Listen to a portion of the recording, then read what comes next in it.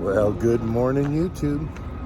Does it seem like it's Groundhog Day sometimes? You know, every morning you see me take the dog out. Every night before I go to bed, take the dog out. Hi guys, as you can see, some more vendors have pulled in. This one right here, that is Fast Lights. They must have pulled in sometime last night. And then over here, that is Reckless Audio.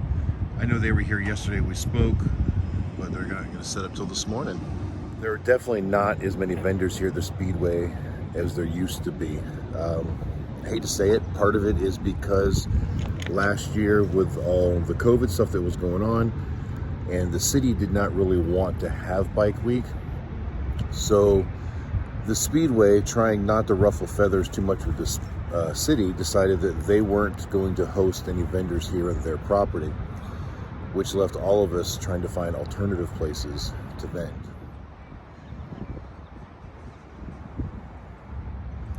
So last year, we weren't able to come here. We decided to try and go to a place called Cackleberries. It's a campground down by Samsula, right directly across the street from the Cabbage Patch. I know some of you have never been here, so that means nothing to you, but others of you will know exactly where I'm talking about. You know, truth is, our rent there was much cheaper, but the business was nowhere near as good. Literally cut our sales in half, but it actually cut our rent almost 2/3. Anyway, so I think that hurt because a lot of other vendors like myself also had to find a different place to go. Many of the vendors that were here went up to a place called Destination Daytona, which is about 12 miles up the interstate from here. And it's where Bruce Rossmeyer's Harley Davidson dealership is and a bunch of other stuff. JP Cycle is also there, the actual main store, not the mobile setup that we have here with us. And a lot of the vendors did very, very well there. But I think part of that was due to the fact that everything inside the Daytona Beach city limits was off. So people could only go down to Cabbage Patch or only go up to Ormond Beach, which is where Destination Daytona actually is. And even most of the vendors down at the Cabbage Patch and Cackleberries where we were didn't really get that much good business. However, most of the vendors that were up at Ormond Beach area did very well, because they had this marketing in place that basically said, you know what, screw Daytona, Ormond Beach is putting Bike Week on. So a lot of people just didn't come to the Daytona area, they went there instead. So because those vendors did so well in their new location, some of them decided to just stay there, which could be a good thing, and it could be a bad thing. So come spring of this year, when we were here back in March, there were definitely less vendors than we normally have here. And I think it was actually a benefit to us. Very few people here were doing any type of actual service work. There were a couple audio guys, but no one actually working on motorcycles other than JP Cycle has a small team that do like oil changes and tires and stuff. But so that's the good side, is I think it helped us. There were less options at this location for people to spend their money with. There were definitely less options of people that were actually working on motorcycles. Therefore, so I guess you could say we became the novelty. The downside to all this is if less and less vendors start coming here, this venue will slowly start to die off and become less popular, and then it will affect all of us who remain, which is definitely not a good thing. I do believe that the powers to be here at the Speedway have recognized the problem, and they are attempting to rectify it. I know that they've offered some discounts for this year to try to draw people back in here. So as long as they pay attention and they know what's going on, maybe we can save this venue. I really don't want to move anywhere else. I've been working the Speedway for, well over a decade. We're here twice a year. Remember, this is where we started. For those of you that like a little bit of history, you know, our shop was in the Orlando area for many, many years. And when I first started doing the rallies, it was Daytona, spring and fall, because they were close, they were convenient. We didn't have a full rig to drive around the country with. It was just, you know, me throwing some tools in the back of my Bronco and a small trailer and just dragging the lifts out of my shop and bringing them up here. And then it transformed into what we're doing now. So I've got more clientele at this particular event than I do anywhere else. We also have a lot of friends and family because we grew up in this area. So a lot of those people come visit us when we're here, which makes it a very busy show for us, not just business-wise, but personally, just because there's so much to do. There's always somebody to see. Almost every single night, somebody wants to go out to dinner with us. And it does get a little hectic, but we love it.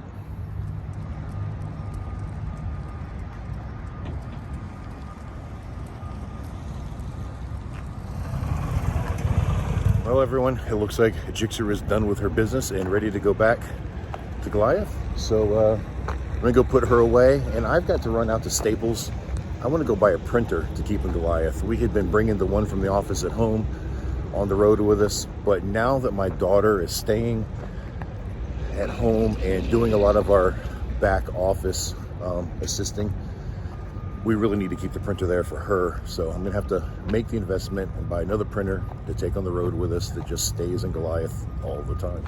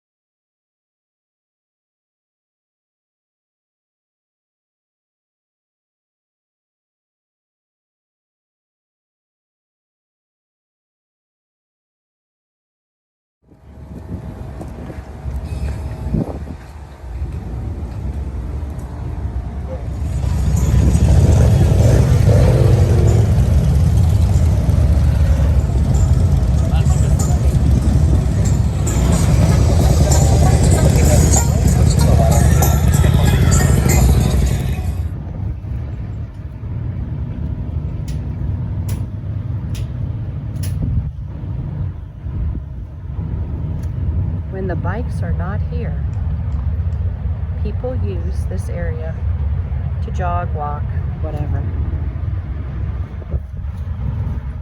I think it's like 2-point-something miles around the track, if I'm not mistaken.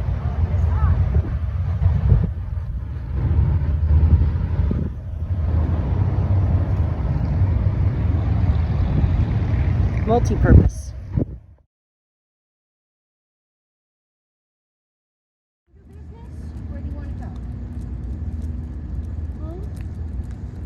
Well, guys, the day today went way faster than I expected. We had a lot of projects to do on the trailer, and we actually had a little bit of business today. Not a lot. I think we did 2 oil changes, plus we swapped out some brake pads for a customer on his Harley. Didn't do a lot of recording. You know, I got a few pictures of a few bikes, but we ended up working until about 8:30 tonight. And then Katie and I went out to dinner. Not a fancies with the Five Guys, and had a burger. Now we're walking the dog. She's going to break out her trimming stuff, and she's going to trim up my beard because it's getting a little bit too fuzzy. And yeah, did you guys know that my wife was a cosmetologist in previous life? Yep, so she takes care of all that stuff for me. And then I'm going to go put some gas in the gas cans again for the generator, although I don't need it. We got power today, but I still want the gas cans filled up because on Sunday, while we're trying to tear down, they're going to cut our power before we're ready. And I would just want to make sure that the generator is absolutely full and topped off so that I don't have to scramble at that point to get fuel. But it's already like 10:15 at night, so I'm going to get that done here pretty quick and then get to bed. All right, guys, Katie got my beard all trimmed up, and I'm getting the gas cans ready to head over to the Wawa to top them all off so that part of my chores can be done.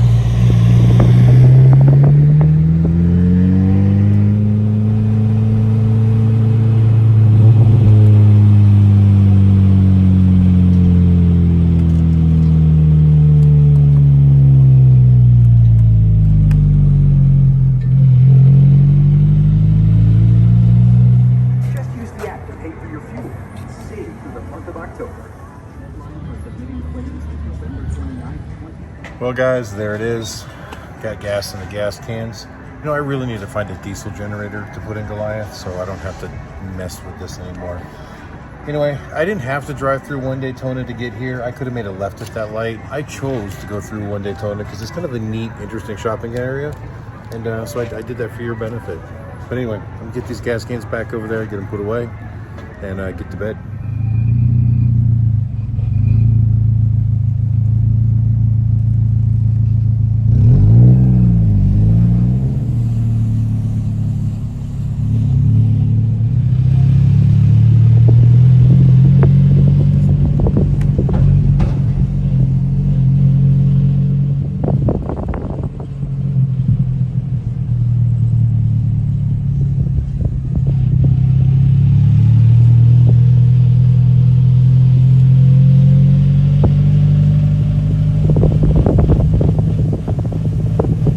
All right, guys, we're back at the Speedway. Gas cans are all put away, so I'm getting ready to go inside and go to bed. But before I do, I want to remind you guys, we are giving away a set of Love Jugs at 10,000 subscribers. So spread the word.